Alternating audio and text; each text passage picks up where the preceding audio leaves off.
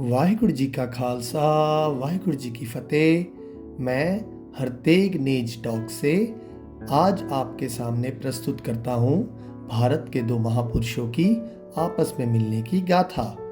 जैसे पृथ्वी पे फैले अंधकार को मिटाने के लिए पूर्व से सूर्य का उदय होता है, ठीक उसी प्रकार इस सदी 14वीं सदी में जो फैला अंधकार को मिटाने के लिए भारत के पूर्व में एक सूर्य का उदय हुआ, श्रीमंत शंकर देव, जिनका जन्म 1449 में अलीपुखरी में हुआ था, जो वर्तमान में नगांव जिले असम में बोरदुआ के पास स्थित है।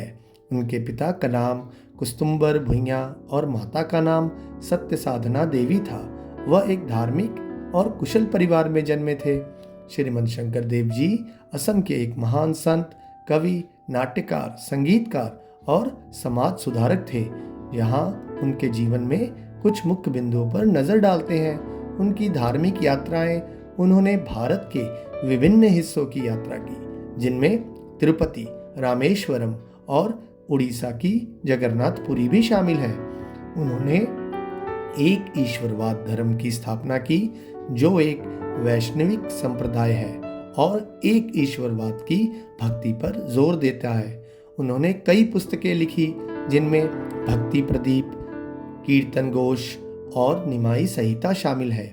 उन्होंने संगीत और नृत्य की एक नई शैली विकसित की, जिसे सत कीर्तन कहा जाता है। उन्होंने समाज में फैले अन्याय और अंधविश्वास के खिलाफ लड़ाई लड़ी। श्रीमंत शंकर देव जी असम और पूरे भारत के एक महान व्यक्ति है और उनकी दी गई शिक्षाएं आज भी भारत में प्रसारी जाती है। गुरु नानक देव जी सिख धर्म के संस्थापक और सिखों के पहले गुरु हैं। माना जाता है श्रीमंत शंकर देव जी और गुरु नानक देव जी के बीच की मुलाकात कुछ इस प्रकार हुई होगी।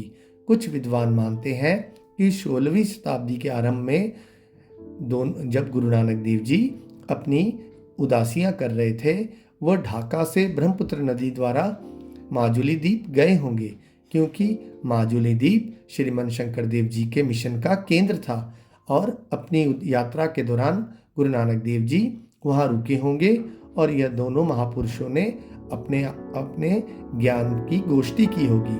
गोष्ठी यानी आदान प्रदान। इसीलिए इन दोनों की शिक्षाओं में कुछ समानताएं मानी जाती है, जैसे एक ईश्वरवाद की भक्ति, समाज में फैले अन्याय के खिलाफ लड़ना और अंधविश्वास से लोगों को दूर करना। मैं मानता हूँ इन दोनों महापुरुषों के जीवन के महासागर से मैंने कुछ बूंदें ही आपके सामने प्रस्तुत की है। किसी प्रकार बोलते हुए भूल हुई हो तो मैं क्षमा मांगता हूँ। आपका अपना हरप्रीत सिंह, हैप्पी। धन्यवाद।